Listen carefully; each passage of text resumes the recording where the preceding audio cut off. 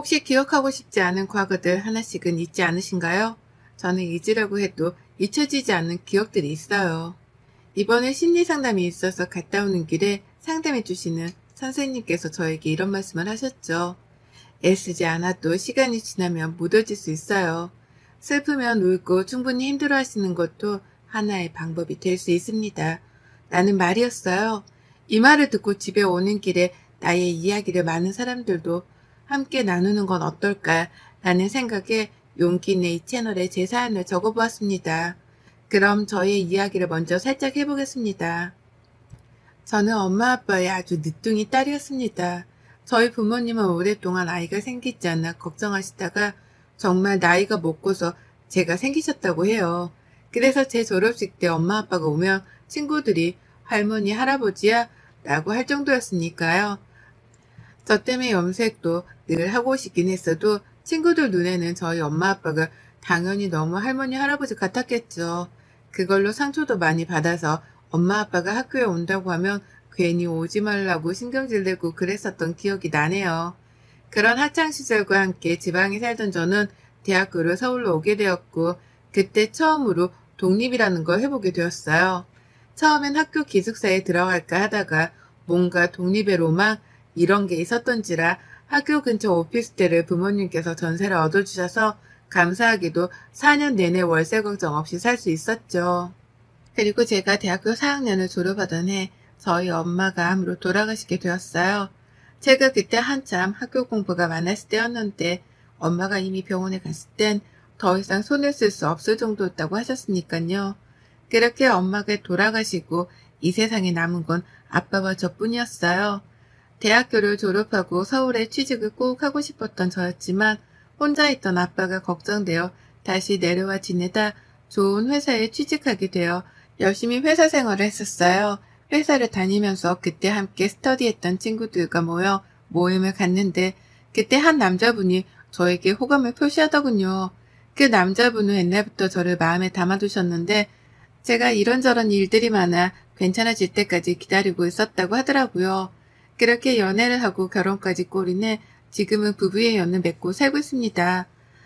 하지만 결혼이란 게 생각보다 쉬운 일이 아니란 사실을 너무 전 일찍 깨달았을까요? 시어머니 되실 분이 저에게 따로 전화가 와서 그러시더군요.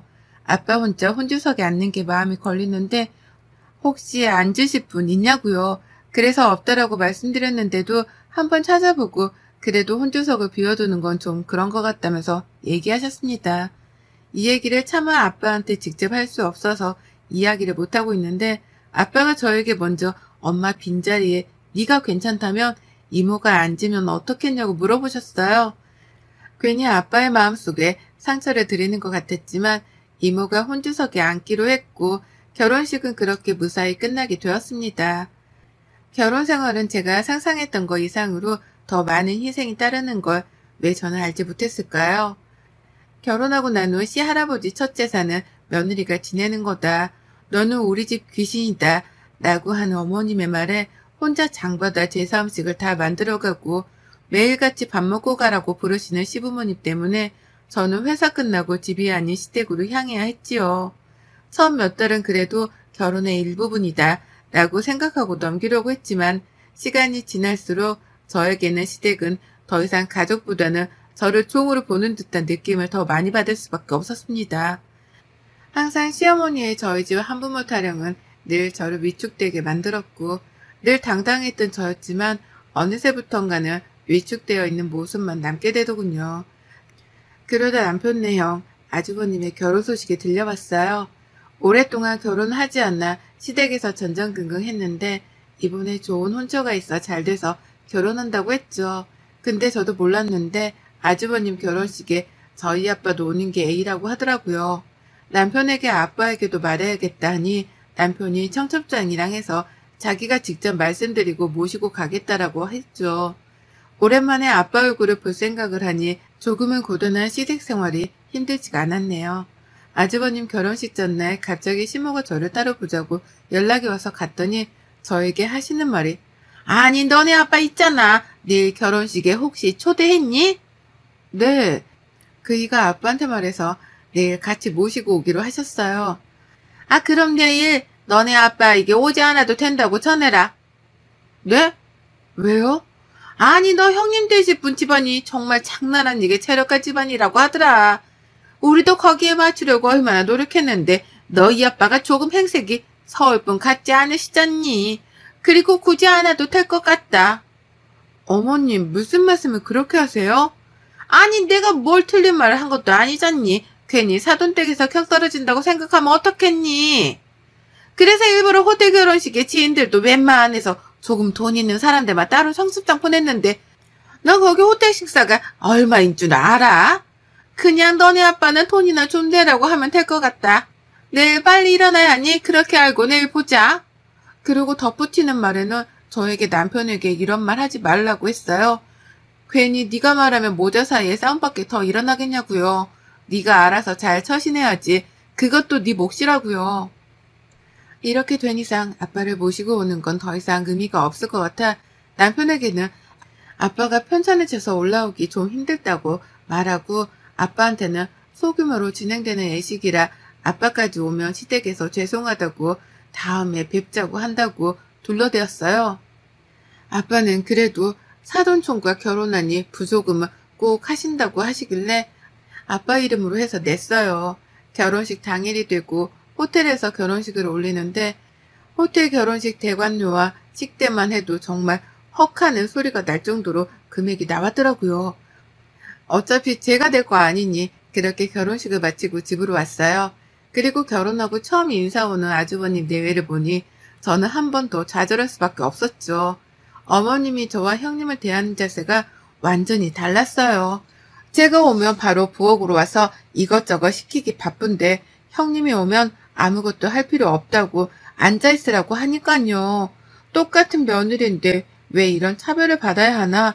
남편이 매일같이 이럴 거면 시댁 안 올 테니 그렇게 알라고 하는데 시모는 저에게 네가 처신을 잘못해서 그런 거니까 네가 알아서 수습하라고 전화하기 바쁘셨죠. 지옥 가던 시댁 생활은 저에게 너무나 힘들었지만 남편이 그럴 때마다 방패막이 되어주려고 노력하는 모습 때문에 그나마 버틸 수 있었네요. 그러다 저에게 청천벽력 같은 소식이 들려왔어요. 아빠가 폐암 2기라고요. 폐암은 폐 내부에 신경이 없어 통증 같은 증상이 나타나지 않아서 초기 발견이 굉장히 어려운 암이라고 하더라고요. 아빠랑 떨어져 지내니 아빠의 건강 상태를 몰랐는데 고모가 연락이 오셔서 아빠가 건강검진 받다가 발견됐는데 폐암 2기라고 하더라고요. 그 소식을 듣고 어찌나 울었는지 몰라요. 그리고 내려간 아빠의 모습은 살도 많이 빠져 있으시더라고요. 왜 제가 이제야 눈치챘을까? 정말 엉엉 울며 아빠한테 미안하다고 했네요. 남편에게 아빠의 이야기를 전하고 한동안은 아빠 병원 같이 다니고 싶다고 말했고 남편은 걱정하지 말라고 해서 그렇게 아빠와 함께 병원도 다니고 챙겨드리고 있었어요. 이 소식을 들은 시어머니가 또 전화를 해오셨더라고요. 너 지금 니네 집에 내려갔다면서? 네, 아빠가 많이 아프셔요. 제가 돌봐드려야 할 것 같아서 그이랑 상의하고 내려와 있어요. 요새 간병 있으면 되지. 네가 거기 가면 우리 아들 누가 챙겨주냐? 어머님, 요새 반찬도 다 잘 나와 있고 해서 그이가 어린애도 아닌데 아빠한테 자식이 저밖에 없는데 그럼 어떻게 안 내려올 수가 있어요. 아니 그건 알지만 네 아들 밥 굶기고 어떻게 살라고 라고 하시는데 그냥 뒤에 말은 듣지도 않고 끊어버렸어요. 그 뒤로도 시어머니는 자주 전화가 왔지만 그때마다 네네 하면서 끊기 바빴고 저는 병원에서 수술을 해야겠다는 이야기를 듣고 아빠가 수술이 잘 되는 것만 집중하기로 했어요. 그렇게 아빠는 수술을 하셨고 수술의 경과가 좋지 못하다는 선생님의 말씀에 저는 또 한 번 더 좌절할 수밖에 없었어요. 몇 달 정도 더 투병 생활을 하시다가 결국에는 호스피스 병동으로 옮기셨지만 곧 며칠 남지 않았다는 말에 저는 하루에도 몇 번씩 눈물을 참고 아빠를 보아야 했죠. 마지막은 남편도 회사에 휴가를 내고 같이 셋이 시간을 보내면서 아빠가 좀 체력이 있을 때 엄마한테도 많이 다녀오고 할 걸 그러지 못한 게 너무 한이 되더라고요. 아빠가 죽으면 꼭 엄마 옆에 함께 있고 싶다는 간곡한 바람에 두 분이 함께 꼭 있기를 바라며 장례를 준비했습니다. 마지막 하는 아빠의 길에는 저와 남편이 있어 외롭지 않다며 저에게 편지 하나를 건네주셨는데요. 그 편지를 읽은 저는 소리내어 울 수밖에 없었어요. 사랑하는 내 딸, 네가 처음 태어난 내 품에 안길 때가 엊그제 같은데 네가 이렇게 커 남편과 함께 있는 모습을 보니 그저 행복할 따름이구나. 아빠가 많이 부족해. 아빠도 아빠가 처음이라 너를 많이 서운하게 한 것 같아 늘 가슴에 남는단다. 아빠가 먼저 가는 일에 너무 슬퍼하지 말았으면 한다. 앞으로는 더 멋진 인생을 살기 바라는 아빠의 마음을 늘 기억해다오. 사랑하고 또 사랑한다. 편지의 한 부분으로 아빠는 끝까지 제 걱정만 하시다 돌아가셨어요. 그렇게 남편의 품에서 꺼이꺼이 울다 남편이 마지막 가시는 길에 우리가 웃는 모습으로 보내드리자고 했고 저희 아빠는 그렇게 돌아가시게 되었습니다. 장례는 3일장으로 지내기로 했고 남편은 저 대신 분주하게 돌아다녀야 했지요. 그렇게 시댁에도 아빠의 부고 소식을 전해드렸는데요. 어머님이 갑자기 저한테 처음으로 미안하다는 말을 하시더군요. 얘야, 이번에 아빠가 그렇게 되고 나서 얼마나 상심이 컸니? 가족들이랑 다 같이 장례식에 가봐야 하는데 글쎄, 네 시할머니가 편찮으셔서 거기에 가봐야겠더라. 곧 오늘 내일 하신다고 하는데 자리를 비우기가 힘들구나. 정말 내가 미안해서 어쩌니? 어머님 말씀에 물론 서운하긴 했지만 남편의 시할머님도 나이가 많으신지라 곧 돌아가실 수도 있다고 하니 제가 뭐라고 서운하다고 이야기하기가 그렇더라고요. 그래서 이해한다고 했어요. 3일로 치러진 장례식이 끝나고 집에 가서 아빠의 유품들을 정리하는데 이런저런 생각에 또 한 번 눈물이 나더군요. 이제 정말 나는 부모님이 없구나 라는 생각도 들곤 했는데 고모들과 이모들이랑 남편이 옆에 늘 든든하게 있어주셔서 그나마 버틸 수 있었던 것 같아요. 이것저것 아빠 유품 정리하고 집으로 올라오니 또 산 사람은 다시 일상생활을 시작해야 했지요. 아빠를 잊기 위해서 더 바쁘게 살아가고 있었어요. 주말에는 또 푹 쉬고 그렇게 살다 보니 시간이 또 훌쩍 가더라고요. 그러던 어느 날 하루는 집에 누워서 인스타를 보고 있는데 제 추천 친구의 형님 인스타가 뜨는 거예요. 그래서 한번 들어가서 차근차근히 인스타를 넘기는데 몇 달 전에 해외에 다녀온 것 같은 사진들이 있더라고요. 그래서 언제 해외 가셨지?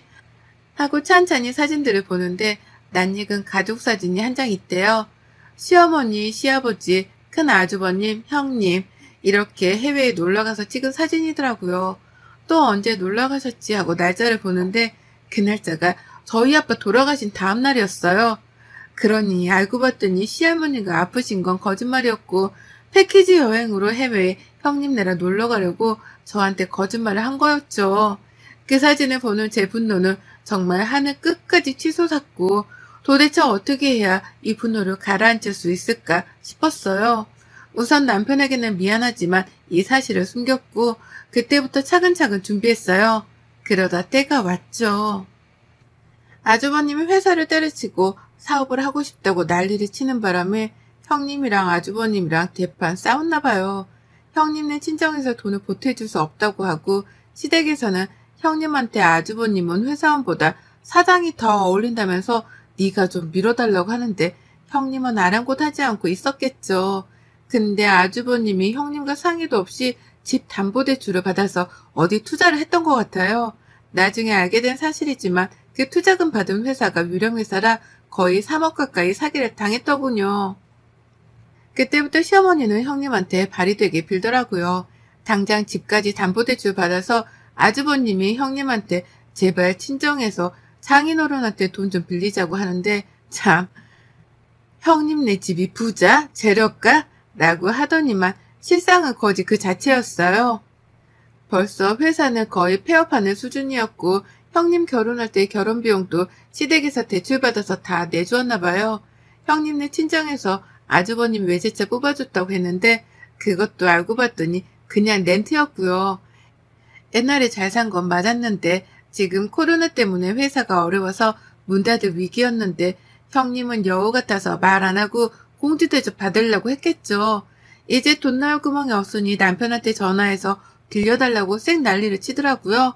그래서 남편은 우리도 돈 없다. 어디 가서 돈 빌리냐. 형수님네 돈 많이 번다고 우리 와이프까지 무시할 땐 언제고 이제 봐서 돈을 빌리냐. 진짜 형 뻔뻔하다고 했나봐요. 근데 이제 저한테까지 어머님이 전화를 해오더라고요.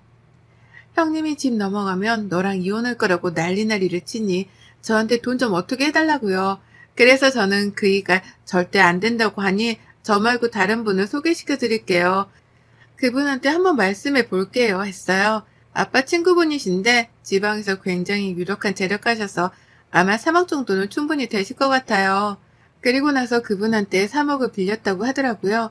이자가 좀 세긴 한데 어쩔 수 없으니 급한 불이라도 끈다고요. 근데 당연히 사금융이니까 이자가 셀 수밖에 없잖아요. 그랬더니 또 시어머니가 전화를 해와서는 저희 아빠 친구이면 우리 가족인데 이자 어떻게 좀 싸게 안 됐냐고 말 한번 해줄 수 없겠냐네요. 그래서 없다. 제가 무슨 힘이 있어서 그러겠냐. 그분한테 직접 이야기하셔라. 라고 했더니 지금 돈 빌리고 몇 달 이자를 밀리셨나 봐요. 그 이자랑 원금까지 하려니 아주 미쳐버리겠죠.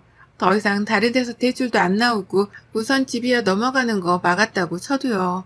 그랬더니 남편이 시어머니한테 아 엄마 형 집 팔라고 해. 팔아야 빚을 갚지. 라고 하니 지금 그 집도 대출이 아주 많이 들어가 있기도 하고 부동산 시장이 좋지 못해서 나가지도 않나 봐요. 그리고 남편에게 지금까지의 이야기를 다 털어놓았어요. 시어머니가 저한테 지금까지 한 행동, 우리 아빠 장례식에 모든 가족들이 다 해외여행 가려고 안 온 것 등등요. 그리고 나서는 이야기했어요. 여보, 아마 조만간 아주버님네랑 어머님, 아버님 집 경매로 넘어갈 수도 있어. 라고요. 그게 무슨 말이야? 어머님이 빌려가신 3억에 대한 이자랑 원금을 못 갚아서 아마 경매로 넘어갈 것 같아. 남편의 한숨과 함께 미안하다는 말로 이야기를 마무리했어요. 그 이후 갑자기 시댁에서 오라고 하길래 당당하게 갔죠. 저보고 그 사람한테 이야기해주면 안 되겠냐 사정사정 하시길래 안 그래도 제가 여기에 그 사장님 불렀으니 이야기해보셔라. 고맙다 고맙다 연신 굽신굽신 하더라고요. 사장님이 오시고 지금까지 원금이랑 이자에서 도다지가 밀리셨다. 앞으로 더 밀리면 경매에 넘어갈 수밖에 없으니 각오하셔라. 어머님은 계속 한 번만 봐주면 안 되겠냐. 지금 너무 돈이 부족해서 곧 마련한 대로 주겠다. 라고 하시더라고요. 근데 어머니 그 봐달라는 말은 제가 아니라 며느리한테 하셔야 할 것 같은데요. 네? 그게 무슨 말인지. 아니 저는 돈을 가지고 굴리는 사람이지 이 돈이 제 돈이라는 말씀은 안 드렸잖아요. 그럼 누구 돈으로 빌려주신 거예요? 지금 당신 앞에 서 있는 사람한테요. 라고 하니 어머님은 저를 보더니 어떻게 된 거냐고 쌩 난리를 치셨습니다. 사실 저희 아빠는 지방에서 굉장히 유명한 분이셨습니다. 아빠의 직업이 사실 싫은 적도 많았는데요. 저희 아빠는 건물이랑 땅들과 소위 말하는 돈놀이 하는 사람이라고 생각하시면 되는데요. 사채업자까지는 아니더라도 이자를 받는 형태로 사업을 하신 분이셨어요. 어릴 때는 아빠가 직업이 왜 그럴까 싶기도 했었는데 나중에는 제가 참 어려움 없이 컸다는 걸 알았죠. 물론 이렇게까지 이자를 높게 부르지는 않지만 이번에는 특별히 어머님의 간곡한 부탁에 가장 높은 이자로 빌려드렸죠. 지금 사장님은 저희 아빠 친구분이신데 두 분이 같이 하셨던 사업이고 저에게 물려주신다고 아저씨도 손을 떼고 싶다고 하셨거든요. 근데 제가 하는 일이 있고 또 할 수도 없는 일이라 아저씨가 맡아서 하라고 말씀드렸는데 아저씨가 꼬박꼬박 한 달 정산이랑 수익을 저한테 보내주시더라고요. 그리고 그 돈은 정말 제 돈이 맞지만 아저씨한테 맡긴 돈이었고요. 그제서야 어머님은 상황 파악이 되었는지 미안하다, 정말 미안하다, 내가 널 왜 몰라봤느냐, 갑자기 싹 행동을 바꾸셨어요. 어머님, 제가 한 말씀만 드릴게요. 저희 아빠 장례식 때 형님이랑 아주버님이랑 해외여행 가려고 안 오신 거 저 다 알아요. 그리고 부조금 딱 10만 원 하셨더라고요. 근데 저에게 뭐라고 하셨어요? 원래 5만 원 하는데 너희 아빠고 사돈어른이라 더 한 거라고요. 그래도 이렇게 챙겨주시니 감사할 따름이라고 생각했는데 해외여행 갈 돈은 있으시고 저희 아빠 부조금 딸랑 10만 원 하시면서 그렇게 생색을 내셨어요? 정말 웃기지도 않네요. 아 그리고 형님 아주버님 어떠세요? 정말 진짜를 본 소감이요. 형님은 가짜셨고 저는 진짜예요. 죄송하지만 그쪽이 생각하는 것보다 저는 더 가졌고 티를 안 냈을 뿐이에요. 형님은 그 자리에서 주저앉고 아주버님은 네가 그렇게 돈이 많은 줄 몰랐다면서 굽신하더군요. 다 필요 없고 경매에 넘길 거니 그런 줄 아시고 돈을 마련하시든 아니면 집에서 나가서 단칸방에 사시든 알아서 하시라고요. 코웃음을 치고 나오는데 정말 제 묵은 체증이 싹 내려가는 것 같았어요. 그 뒤로 시댁집은 경매에 넘어갔고 지금 두 분이 월세 사시는 걸로 알고 있어요. 후기입니다. 형님은 아주버님과 이혼소송 중에 있다고 하네요. 둘 다 서로 사기 결혼했다고 결혼 무효소송까지 진행 중이라는데 그 변호사 비용은 둘 다 어떻게 하려고 참 답이 안 나오네요. 그리고 저는 이렇게 된 이상 남편이랑 더 이상 살아도 남편이 저를 보면서 늘 힘들어할 것 같아 이혼하자고 했지만 남편은 자기 부모님과 더 이상 연애 이어가지 않겠다고 하더라고요. 그동안 남편이 시댁에서 힘들었던 모든 일에 방패막이 되어주려고 늘 노력한 걸 알기에 우리가 다시 잘 될 수 있을까 생각도 했어요. 근데 마지막까지 저희 아빠 곁에 장인어른하며 웃으며 손잡아주고 다리 주물러주려고 했던 게 저희 남편이라 저희는 둘이 함께 해나가보자 합니다. 마지막으로 긴 글 읽어주신 모든 분들께 감사드리며 늘 여러분이 행복하기를 기도하겠습니다. 여러분의 생각은 댓글로 남겨주세요. 오늘도 시청해주셔서 정말 감사합니다.